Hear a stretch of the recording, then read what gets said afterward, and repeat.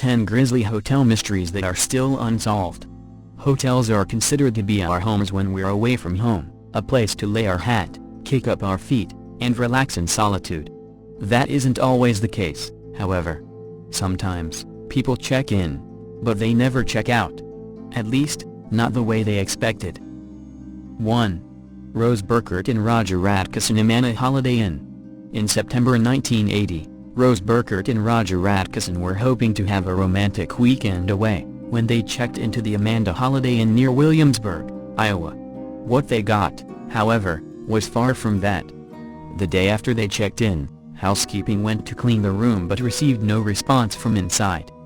Upon entering, the housekeeper saw feet peeking out from under the bed sheets, and assumed that the couple was asleep. But when she peered in a little further, she discovered a grisly sight. Blood was splattered on the walls, the carpet, and across the bed's headboard. The couple was lying face down on the bed, with their skulls beaten in, most likely by an axe or hatchet. Their hands and fingers also showed defensive wounds, as if they had tried to protect their heads from the blows. In each case, the cause of death was determined to be acute blood loss and brain injuries. There was no forced entry into the room. In fact, it looked like the couple had been entertaining, because there were 2 chairs pulled up to the bed, and evidence that someone had put their feet up on the hotel desk. The only thing really strange, and out of place, was the word "this" written on the bathroom mirror with soap. Over 400 people were interviewed about the murders, including hotel employees and close friends of the deceased. The prime suspect was Burkert's ex-boyfriend Danny Burton. Burkert had a restraining order against him, and had told authorities that he would be responsible if anything ever happened to her. However, Burton passed a polygraph test, and his alibi checked out. Another suspect was Atkisson's uncle Charles Hatcher, a serial killer who had recently escaped from a Nebraska mental health center. But he was never brought in for questioning. "We're coming up on a time of the year when it's painful to reminisce, but God's seen me through what time I've had without him, and that's how I've gotten through," said Marcella Schatt, Atkisson's widow. Schatt said she began dating Roger when she was 15 years old, and they celebrated their 7th anniversary on September 1st, just before his death. "It was a big loss when it happened, but time goes on and time does heal wounds," Schatt said.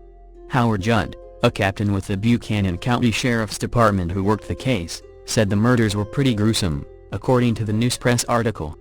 Judd is now retired. Both victims were lying face down on the bed, and the back of their heads were sliced and caved in by repeated strikes from either an axe or hatchet. Several of Atkisson's fingers were severed, which appeared to be a defensive wound. There was no indication of a forced entry or struggle, according to the cold case website. Tammy Berkman, Savannah, Missouri, said her life was turned upside down when Rose died. She met Rose in high school. They later became roommates, co-workers, and at her wedding Rose was the maid of honor. "I could talk to her about anything," Berkman said. "My brothers and sisters are a lot older than me, and I don't see them real often, so she was just like a sister to me." Schatt was led to believe that Roger, who worked as telephone crew member, was in Cahokia, Missouri on a 2-week work project. She hopes publicizing the murders will defrost the cold case. "There is a key person that knows what happened," Schatt said. "If that key person would just step forward and give us some information, I think it could be solved." After the murders, rumors became rampant in Iowa and St. Joseph as the list of suspects mounted. Schatt said rumors are circulating once again about a member of Rose's family being a suspect. "The authorities are tight-lipped," Schatt said. "I ask a lot, but they won't give any information out." Berkman created a Facebook page for Rouse. "I still love her, I miss her a lot. I feel that people think since it's been 36 years, that her and Roger are just a case number that doesn't matter anymore, and they weren't, they were people," Berkman said. Sheriff Robert Trotter with the Iowa County Sheriff's Office said, detectives returned to St. Joseph last month to get a full grasp of the case. They revisited witnesses and collected blood samples to compare against any new discoveries. He said evidence was sent to a lab in the winter for an initial touch DNA test, which can analyze skin cells left on an object. They are awaiting results. Berkman said solving the case would allow her friend to rest in peace. "It would never bring her back, but at least I can tell her, "I didn't let it go, and we did it, and we pushed it until something was done," Berkman said. "Even if you think it's a small thing, go ahead and call them. It doesn't hurt to call and give them the information," Schatt said. "There is no justice in something like this. You can't bring those two people back, so I would hope for some closure to just put an end to the chapter." 2. Jerry Buckley, Hotel La Salle. During the 1920s, Detroit recorded 1,284 homicides, and had one of the highest murder rates in the country. The killing didn't stop once the calendar flipped to 1930. In fact, until a growing economic depression, and the repeal of Prohibition saw murders drop, and property crimes rise, the new decade was simply a continuation of the old. In the first 2 weeks of July 1930, at least 11 gangland figures were killed. Mayor Charles Bowles was viewed as being inept, aloof, and in the pocket of criminals, leading frustrated citizens to successfully petition for a special recall election. Bowles' most powerful critic was WCHB radio host Jerry Buckley, who nightly used the power of the airwaves to attack corruption, and espouse populist causes. Buckley, 39, came from an old Corktown neighborhood family and was revered by his listeners. Curiously, the voice of the common man did not originally support the recall, calling it undemocratic, until changing his mind just before the election. Detroiters voted overwhelmingly on July 22, 1930, to oust Bowles. After spending the night covering returns at City Hall, Buckley returned to the La Salle, where WCHB had its studios and the commentator kept a suite. A phone call from an unidentified woman brought him to the lobby, where he took a chair and waited. At 1:45 a.m., 3 men strode in, drew revolvers, and fired a flurry of shots at point-blank range. After the gunmen fled, a stunned hotel employee used the newspaper Buckley had been reading to cover his exploded head. The assassination sickened a city already fed up with lawlessness, helping to make Buckley's funeral one of the largest Detroit had ever seen. But grief turned into disbelief when the press published unflattering revelations about the martyred crusader. The most damning was that Buckley had extorted money from racketeers in exchange for going easy on them. Sometimes he played both ends against the middle, shaking down opposing parties. Suddenly, his about-face on the recall suggested something other than a sincere change of heart. Beyond the allegations of blackmail was Buckley's reputation for womanizing and enjoying the high life. Any of these activities could have made him a target. A grand jury returned indictments against 3 men, all linked to East Side gangster Pete Lee Cavoli. Ted Pizzino had been a tenant at the La Salle. Police found him in bed shortly after the murder, still partially clothed. His roommate, Angelo Livaci, was nabbed in New York just as he was hastily arranging a trip to Italy. Scarface Joe Bomarito also was arrested. Each was charged with first-degree murder. The court battle raged on for weeks, and public interest was sustained to a proper pitch throughout, wrote Free Press Police reporter Charlie Hahn. Theory after theory for Buckley's murder revolved around the jury's collective heads. Buckley was killed because of his action against those interested in keeping Mayor Bowles in office. Killed because of a double cross. Killed because of a woman. You could take your choice. A key witness, Frank Terra, was brought in under heavy police guard. Terra testified he was standing outside the hotel's Adelaide Street entrance when he heard gunshots in the lobby. Moments later, 2 men he later identified as Pizzino and Livaci rushed past him and jumped into a waiting getaway car.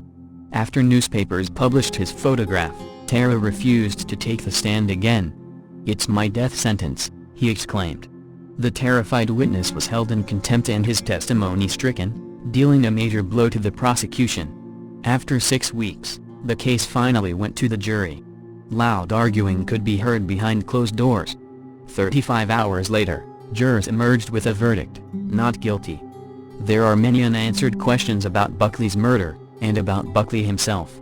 Today, some armchair criminologists name a different set of gunmen, John Mirabella, Joe English, and Russell Syracuse, all of whom fled to Youngstown, Ohio, as the likely killers, though the exact motive behind such a high-profile slaying remains speculative. Detroit has chalked up more than 25,000 homicides in the 80 years since Buckley was gunned down. After all this time, His murder is still on the books, a classic cold case and a chilling reminder of what human beings are capable of doing to one another, no matter what the era. 3. Linda Mayfield, Starlight Motel. The brutal death of Linda Mayfield is one of Council Bluffs' coldest cold cases. The unsolved stabbing death of a woman police believe was a prostitute on April 9, 1982, at the old Starlight Motel, now Deluxe Motel, at 3320 W. Broadway, remains unsolved. At 2:18 a.m., officers with the Council Bluffs Police Department were called to the motel regarding a disturbance involving a man with knife, according to the police report. When officers arrived, Mayfield, 21, was found laying face down by the north office door. The responding officer said she had several stab wounds to her face, chest, stomach, hand and foot. Mayfield was pronounced dead at 4 a.m. at Mercy Hospital. Police officers interviewed witnesses, and released information on a possible suspect in the fatal stabbing of Mayfield. A friend of Mayfield's described to police a white man, she believed to have committed the stabbing as around 26 to 28 years old, and standing between 5'7" and 5'10". The man was clean-shaven and wearing a blue jean jacket, light blue pullover shirt with an emblem and blue jeans. Council Bluffs Police Sergeant Chad Mears said that, after talking with other witnesses at the time, the alleged attacker could have been as old as 38, and possibly drove an early 80s red Ford Mustang. Several witnesses said the man went by Chris. We suspect that Linda probably was a prostitute, and Chris probably solicited her services that night, Mears said. While the police department has lots of information on the alleged attacker, the case remains unsolved, and, in a lot of ways, forgotten. In the 6 years that I have worked as a supervisor in the Detective Bureau, we haven't gotten one tip on the Linda Mayfield homicide, Mears said. I don't know when was the last time we have gotten one on that case. The police department still has DNA evidence from the case periodically tested. As technology advances, we need less and less of a sample for us to develop a DNA profile, Mears said. Time is our enemy. This happened in 1982, so this took place 30 years ago. If the suspect was in his late 30s at that time, now you're looking at someone who is well into his 70s. That's true with witnesses, too. That's what makes it hard when you look at cases from the 70s and 80s. Law enforcement officials can use a DNA index system called CODIS to find DNA matches.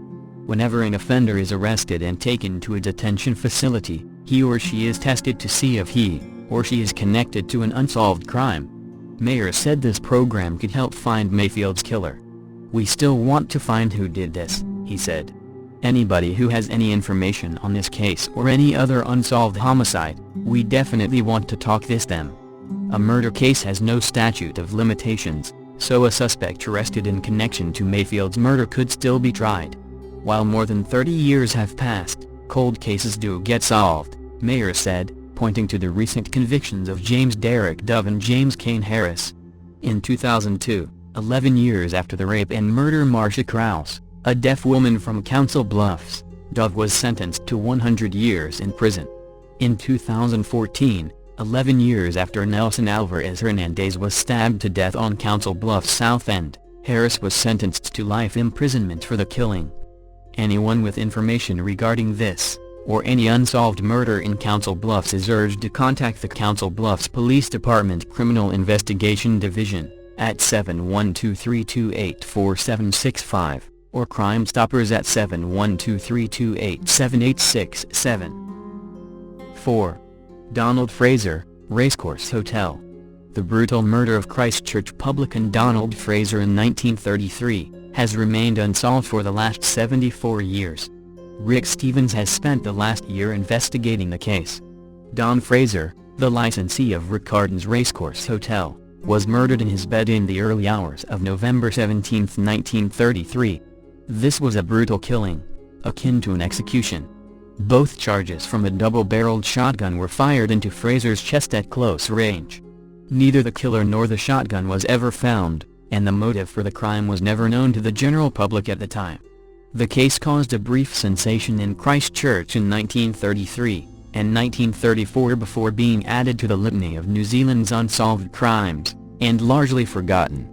However, just because the case was not solved does not mean that it cannot be explained.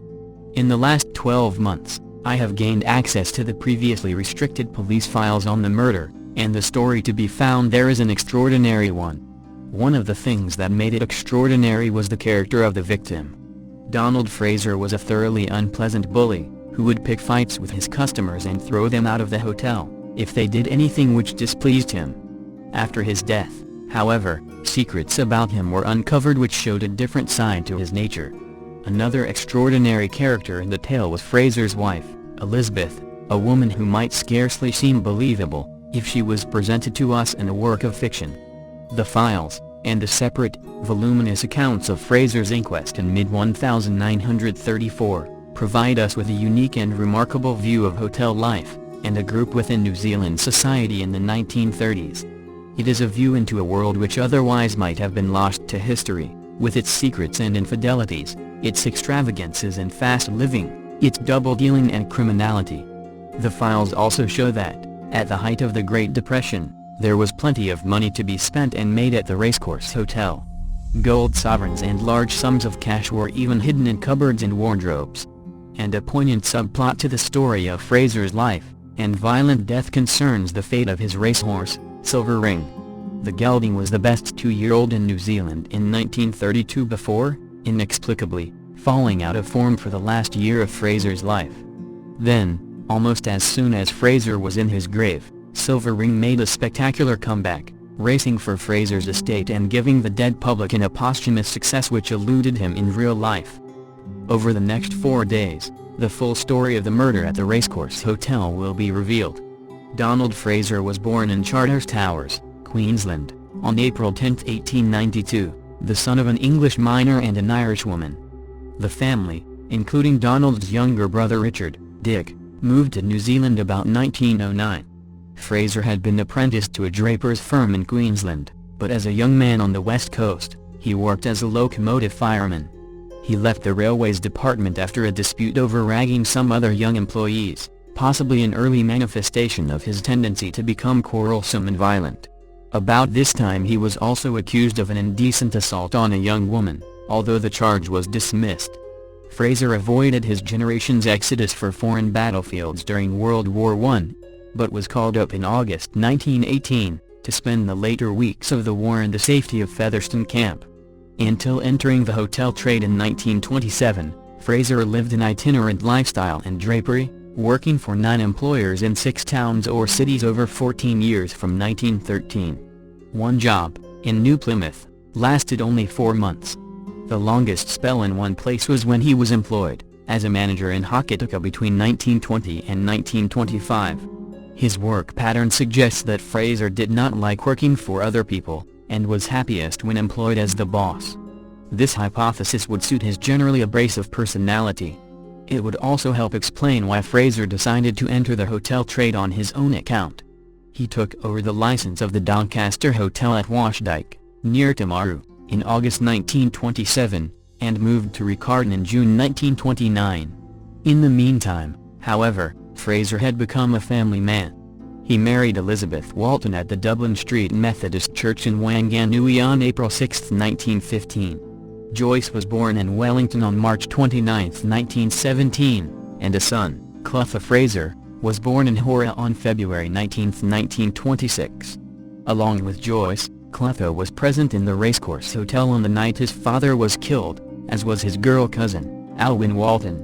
Joyce would have a prominent part to play in the investigation into her father's murder, and the inquest.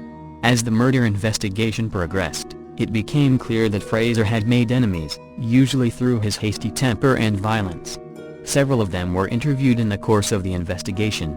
They included a horse trainer who had been caught by Fraser urinating against the wall of the hotel while drunk about 1931. Fraser assaulted him, and he never went back.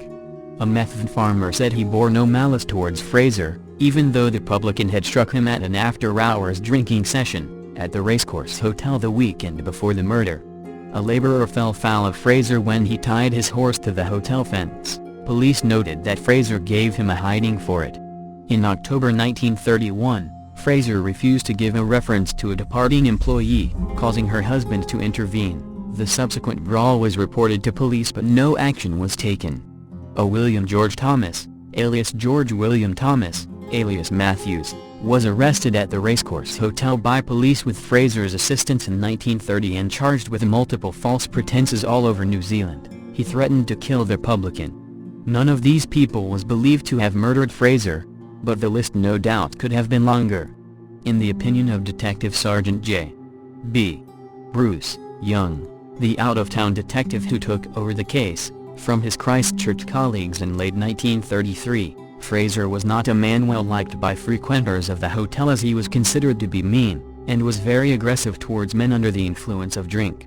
Young went on to say, he was a big man and could use his fists, frequently picked quarrels with his customers over trifles and, as soon as an argument started, he would strike them and throw them out of the hotel. The Racecourse Hotel still stands, hard by the Riccarton racetrack from which it takes its name, although it is much changed, and a vastly different establishment now than it was then. In 1933, it was on the very fringe of the Christchurch urban area, still largely surrounded by paddocks, hedges and ponds. An infrequent tram service terminated outside its front door. The hotel was a 19th century two-storied concrete and brick structure on an acre of ground, with outbuildings and stables. As one entered the front door, the bar opened to the left off a central hallway, while the dining room, an office and the kitchen were on the right. A staircase led from the hallway to accommodation and sitting rooms on the first floor. A second stairway was at the back. In one of the upstairs bedrooms, opening onto a front balcony, Donald Fraser would be shot dead. The main players in what the tabloid newspaper New Zealand Truth called one of the most mysterious murders in the history of New Zealand crime were the hotel's occupants and guests at a drinking party, which went on late into the evening of November 16, 1933, finishing a couple of hours before Fraser's death. There was Donald Fraser, drunk and ill at ease on the last night of his life, and his wife, Elizabeth, whose life as a racing publican's wife provided her with the things she most wanted: good clothes, drink and cigarettes, fast living and money. Their daughter Joyce Fraser, at the age of 16, considered herself a modern young woman pursuing her own idea of freedom through her friendships with young jockeys and stable lads. Among a raft of lesser characters, Cindy Higgs, a stud master, was the hotel's only long-term resident guest. Ted Russell, a freezing worker and a friend of Donald Fraser's, drank heavily and although described as a simple man, had an illegal sideline as a bookmaker. Marion Wood was Elizabeth Fraser's closest confidant, and indeed was described by Elizabeth as the only friend she had made since arriving in Christchurch 4 years before. The drinks party was, of course, in breach of the law. New Zealand pubs were supposed to close at 6 o'clock in 1933. Fraser had been serving drinks after hours for years, getting away with it, and always currying favor with the constabulary by being obliging and helpful when dealing with them. Through history's window onto the fatal night of November 16, 1933, we can see guests arriving and leaving by tram and bicycle, can see the partygoers drinking spirits and portergaff, a mixture of stout and lemonade, can note the hotel clock running 20 minutes fast. The stud master Higgs, more sober than most, has not joined the party but has been writing letters in the kitchen, before heading to his bed and settling down after hearing the three-year radio announcer say goodnight. Joyce Fraser, coming in from talking to two young lads outside, tartly tells an older woman who admonishes her to realize that times have moved on, and young people do not behave as their elders did. Towards 11 p.m., the carousers finish with a bottle of champagne. Jack Wilson, the hotel porter, cuts sandwiches for a late supper. Ted Russell leaves twice, returning for his share of the sandwiches, before finally weaving his way down Yaldhurst Road on a borrowed lady's bicycle. Through these tableaux walks Donald Fraser, or staggers perhaps, for he is very drunk. Fraser serves customers, conducts small items of business, and places an arm around his daughter while sitting on a couch, then sinks onto the third step of the main staircase before he is helped upstairs to his bed. Once the partygoers had left and Higgs and Wilson were long gone to bed, it was left to Elizabeth Fraser to bear testimony to what happened next. She said she and her husband were in bed together by 11:45 p.m., and talked for a while before a car pulled up, and the front door bell rang. Donald Fraser called down from the balcony and, getting no response, went down to answer the door. Elizabeth said she was asleep by the time he returned, and the next thing she heard was a loud explosion in the bedroom. She said she did not see the person who shot her husband, and presently she was in the hallway outside the bedroom, screaming. When Higgs was called from his room, he found the force of the 2 shotgun blasts at close range had been sufficient to lift Fraser out of his bed and deposit his body onto the floor. The killer was nowhere to be seen. 5. The Smith Brothers, Severs Hotel. Strange how you can stumble onto things. While researching the history of the Great Depression in northwestern Connecticut, I found a murder mystery. It began in New Milford 8 decades ago, and ended in Muskogee, Oklahoma. The tale is pieced together here from press reports of the time. In the 1920s, before the Depression struck, one of the most successful financial companies around was the New Milford Security Company, which bought up mortgages on western farms, and paid the interest on those loans to its Litchfield County investors. After the crash of 1929, and 2 bad crop seasons, the farmers started defaulting, and the Oklahoma broker representing the New Milford Company was suspected of stealing.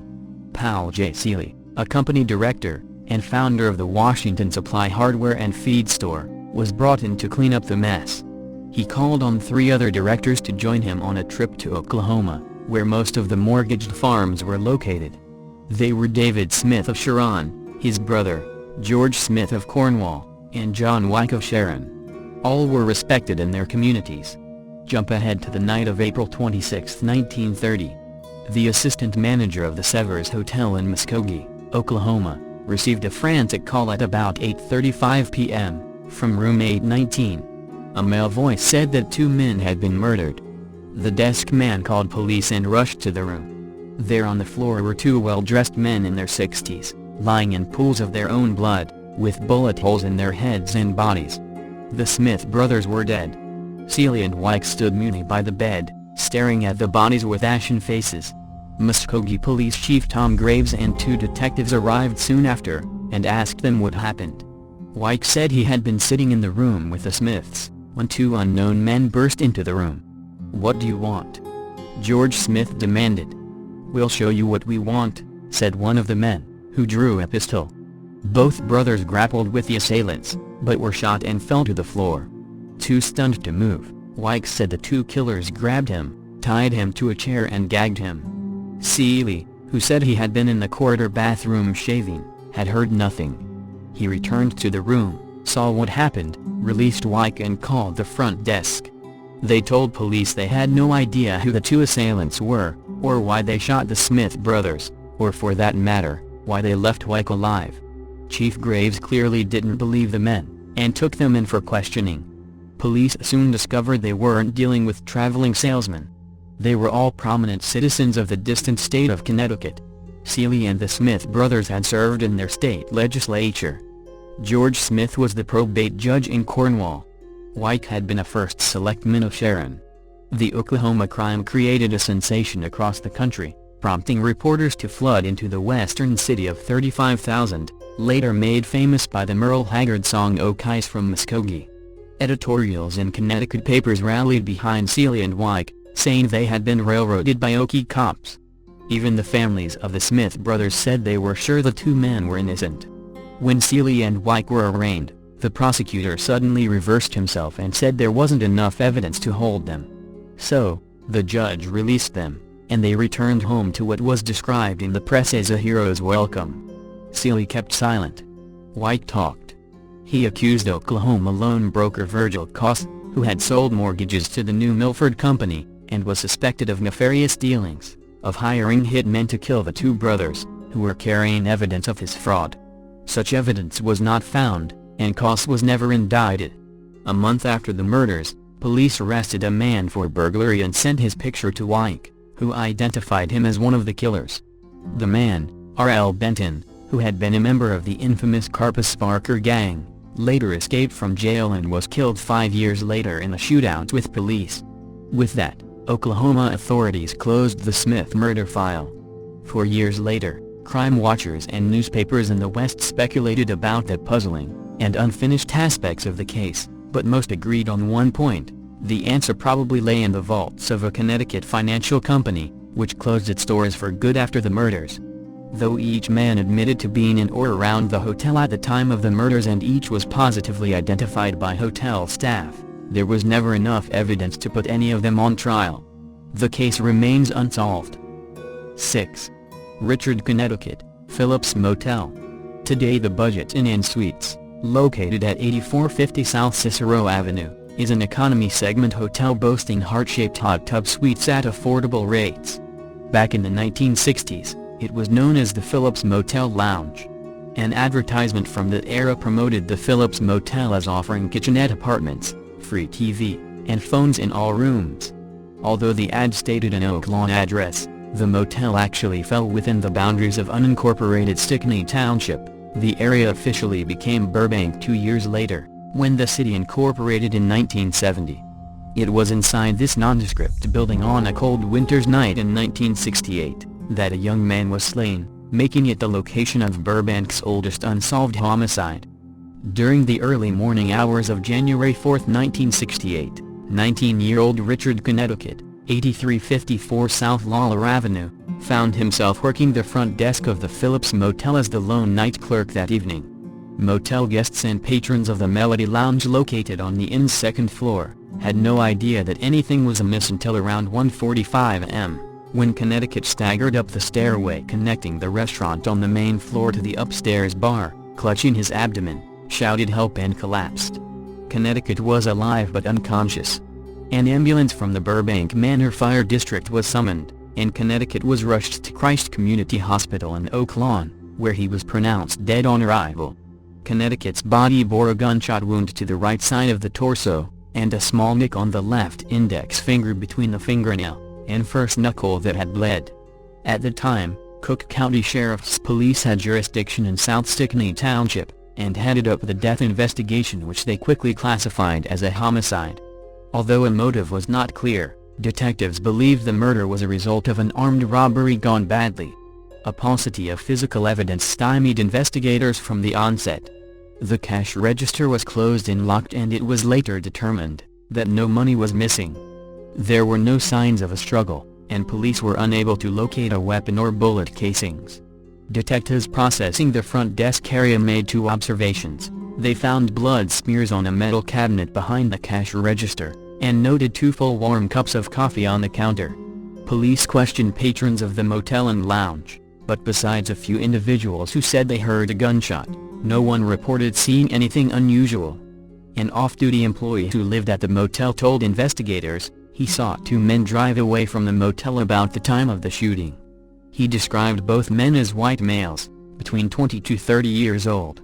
The employee further described the passenger as being about 5 feet 8 inches tall, and wearing a light gray waist-length jacket with dark pants. The official case report described the vehicle the men were driving as a gray 1950 to 1956 Grisly, SICK, product, with the right rear fender dented and rusty. Hoping this information was the break they needed, police radioed a stop, wanted for investigation order on the rusty Chrysler, but no other units spotted the suspect's car. With only very little information to go on in tracking down possible suspects, and lack of DNA analysis at the time, the investigation reached a dead end. The case still remains unsolved. Although it's been 46 years since Richard, Connecticut was murdered, it is still being worked by the Cook County Sheriff's Police Department Cold Case Unit, on the slim hope of catching the assailants. According to the sheriff's website, the Cook County Sheriff's Police Department Cold Case Unit is responsible for investigating unsolved murders dating back to the 1950s, and investigating missing person investigations. The unit focuses specifically on cases that occurred in the unincorporated areas of the county of Cook, though they are often called in to assist other suburban police agencies as well. The Cold Case Unit is staffed with a detective sergeant, and 3 detectives whose mission is to speak for those who cannot speak for themselves by seeking answers and justice for the victims and their families. Police urge anyone with information relevant to this case to contact the Cold Case Unit at 708-865-4549, or by email at sheriff.coldcase@cookcounty.gov. All calls are considered confidential and a reward is being offered through Cook County Crime Stoppers for information leading to the arrest and charge of a suspect. 7. Albert Anastasia, Park Sheraton Hotel.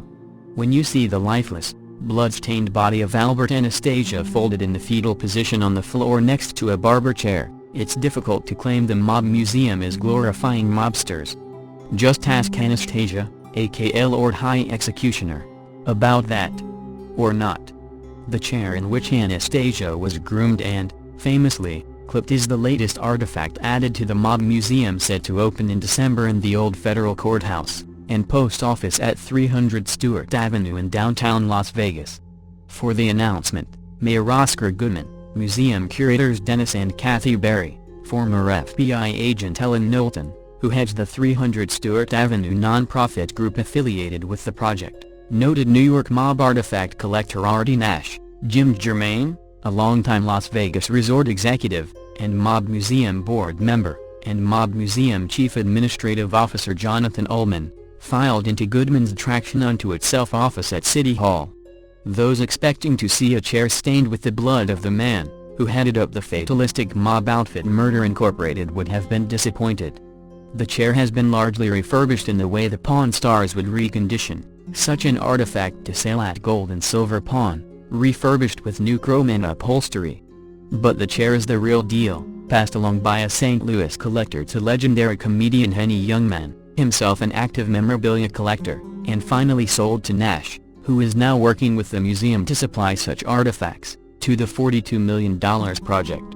What we're trying to accomplish here is to have true artifacts that represent the true history of organized crime, and the history of law enforcement's efforts to fight organized crime, Goodman said from the podium, moments before Nash pulled away the black blanket revealing the old chair.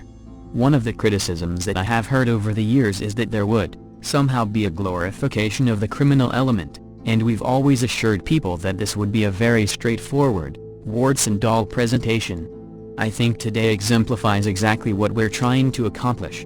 Warts and all, and even bullet wounds and all, is the approach here. The story behind the chair was that on October 25, 1957, Anastasia was murdered in the Grasso barber shop at the Park Sheraton Hotel in New York City, which today is the Park Central Hotel. The barber shop itself is now a Starbucks, so the spot where Anastasia was gunned down is still serving double shots, body a bum. The crime has never been solved, making it one of the great mysteries of mob lore. Anastasia, boss of the Gambino crime family, was the overlord of Murder Incorporated, which is reported to have enacted 400 to 700 murders. Anastasia's was a rare hit in that it took place during the day, in a public forum, and was the result of a leadership dispute between the Genovese and Gambino crime families. Clearly, organized crime divisions had no human resources department to serve as an arbiter in such disagreements. As Kathy Berry noted, it is a challenge to verify that such pieces of memorabilia are authentic. This chair was easy to track, given that the collector in St. Louis kept accurate records, and Youngman held the chair for decades. But museum officials have bemoaned such tantalizing artifacts as a cane purportedly used by Lucky Luciano that was manufactured more than 10 years after his death. We really cannot say enough about the importance of having connoisseurs and experts connected with our museum, Kathy Berry said. We can guarantee that the artifacts we have are authentic. Just as you might imagine, there are ersatz and not really up to snuff artifacts out on the market. Also brandished as part of the museum collection was a .38 caliber, long barrel Colt seized by law enforcement from one Frankie C. Camarada. He was a confidant of Luciano, and Jimmy Hoffa, who was a member of the Purple Gang, a renowned bootlegging and hell-raising crew. Camacho was eventually deported to Cuba, where he was thrown into prison by Fidel Castro for narcotics trafficking, and died while locked up. But not this chair, which is the very picture of the mob's violent train, and a haircut gone bad. 8. 4 Women, Golden Key Motel.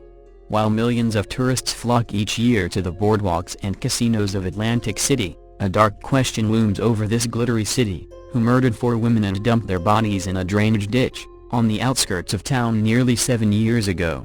No arrests have ever been made, but authorities tell FoxNews.com they are quietly and aggressively working the case, contacting police in Florida, Missouri and Alaska in recent months for possible connections to killings there.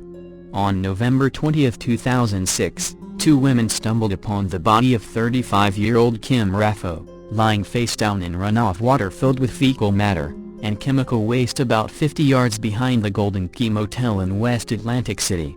The call to police that followed uncovered a ghastly scene, the bodies of three other women, also in the ditch, their remains separated by no more than 50 yards. This fits the FBI definition of a serial killer, Atlantic County Prosecutor James P. McClain said in an interview last week. From the facts gathered during the investigation, it could have been a local person or it could have been transient.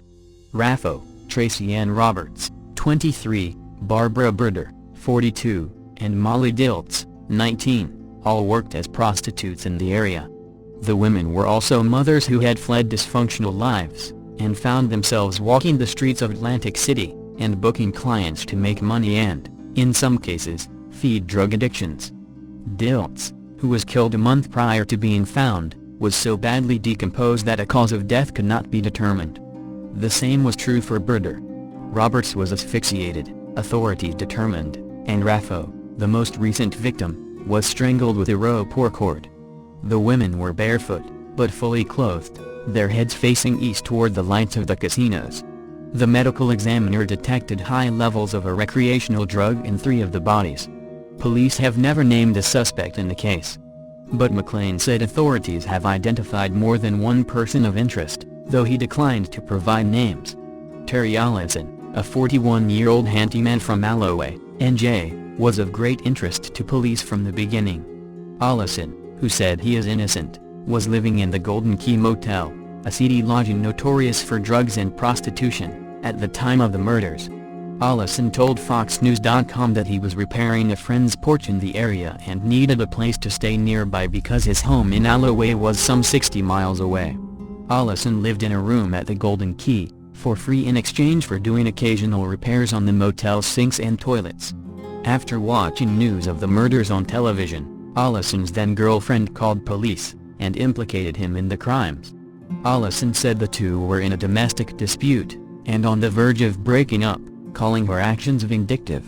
Allison said he was interrogated by police without a lawyer for up to 8 hours, during which he claims police said, "We know you did it." When detectives arrived at Allison's home in Alloway, they discovered hidden video cameras that only heightened their interest. One camera, inside the home, captured the teenage daughter of Allison's girlfriend in various stages of undress, according to investigators.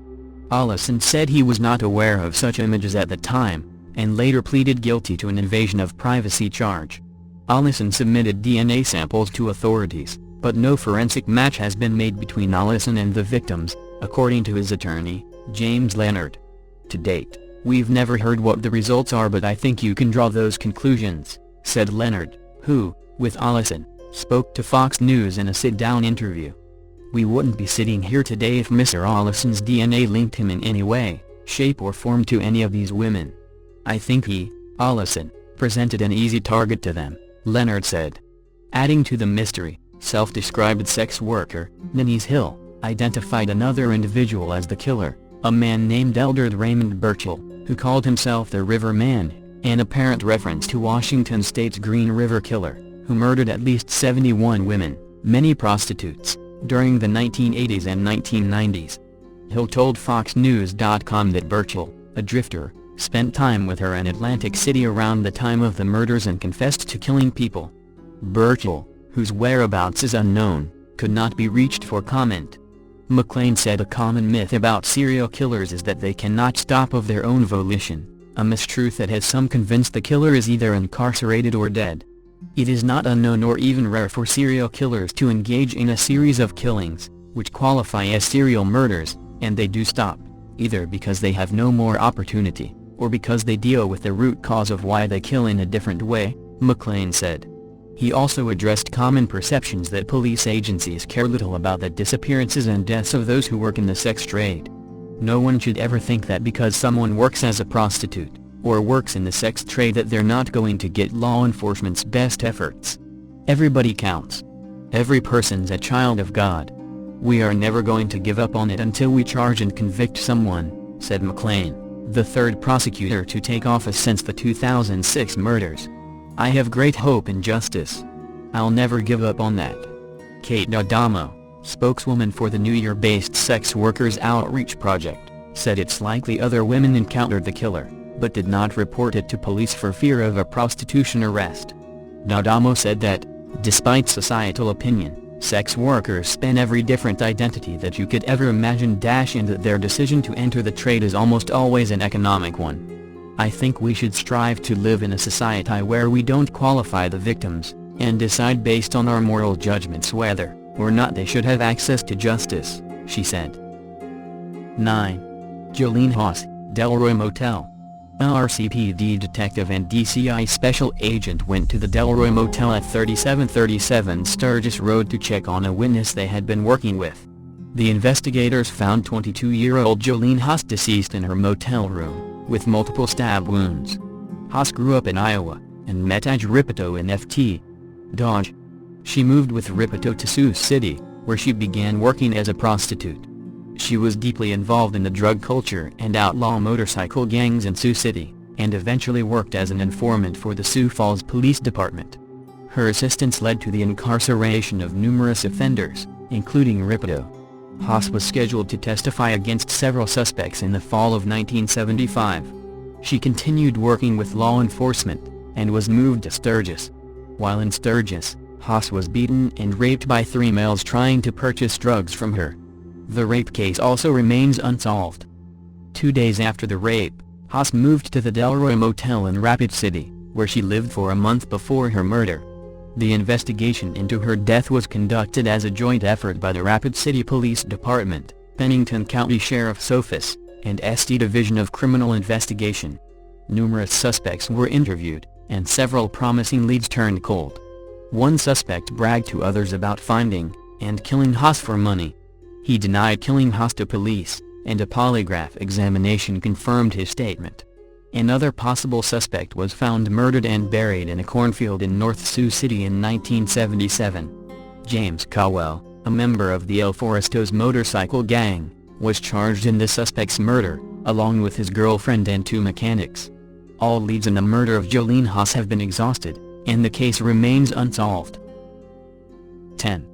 John Weaver and Kirsten Proponpaj, Sawmill River Motel. September will mark 20 years since 2 clerks at the Sawmill River Motel, in Elmsford were shot in the head in a brutal, daylight robbery. John Weaver, 32, who grew up in the Tarrytown area, wasn't on duty but had stopped by the motel to get his paycheck, after working the midnight shift. The clerk on duty, Kirsten K. Proponpaj, 50, was shot twice in the head. She lingered in a coma for 5 years before she also died of her injuries, making the crime a double homicide. The failure to solve the case despite some tantalizing clues has haunted both their families and law enforcement. "I remember it like it was yesterday," said Elmsford Police Chief Steve Foster, then a detective who arrived at the scene soon after 4:30 p.m., September 5, 1995, shootings. "Not a day goes by that we don't think about it." Weaver's brother, James, was a former Tarrytown police chief. He called detectives regularly asking, in vain, if they had made progress until he died in 2004. "I haven't heard anything from the police in the last few years," said Patricia Mersick of Indiana, John Weaver's sister. The Sawmill River Motel is now the days in Elmsford, and looks the same as it did 20 years ago. Investigators go over the case every now and then to see if there's something they missed. "We haven't closed the case," said Elmsford Mayor Robert Williams. "But sometimes you hit a dead end." There were no eyewitnesses to the crime. The robber made off with about $400. No useful fingerprints were found at the scene. A big clue emerged about 6 months after the shooting. The weapon, a Raver .25 caliber handgun, was recovered in Central Park in Manhattan. Tests showed that 3 days before it was found, the gun had been used to kill Abe Ledwold, owner of the 2nd Avenue Deli, as he took $12,000 to the bank near his East Village restaurant. Police have checked guest logs to see if people at the motel had criminal records, and have looked closely at some former employees of both the motel and the restaurant. Police eliminated another possible clue. A red Toyota with a spare tire seen at the motel around the time of the robbery, Foster said. Both the Elmsford killings and the shooting death of the New York City deli owner remain unsolved. Rewards for information have been offered, but that has not yielded the answer to the question that investigators and family members have asked for nearly 20 years: who shot and killed two people over $400?